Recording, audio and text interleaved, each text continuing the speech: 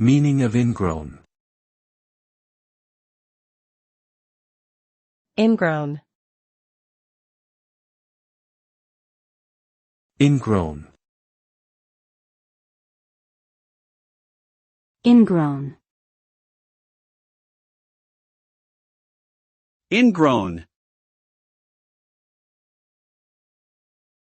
The term ingrown refers to something that has grown or folded inwards instead of outwards, causing it to become trapped or embedded within the surrounding tissue.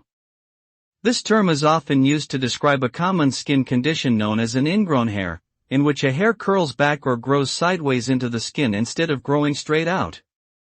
This can cause redness, swelling, and discomfort, and may even lead to infections or scarring if left untreated.